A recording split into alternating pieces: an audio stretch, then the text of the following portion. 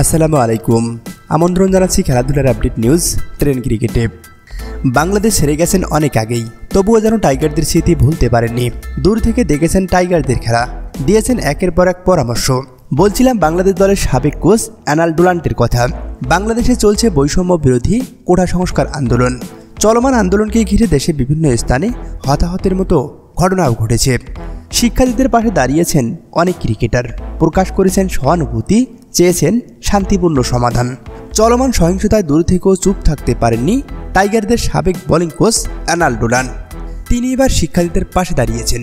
শিক্ষার্থীদের উদ্দেশ্য করে নিজের ফেসবুক পোস্টে লিখেছেন, বাংলাদেশি স্টুডেন্ট ইজ সুপারম্যান।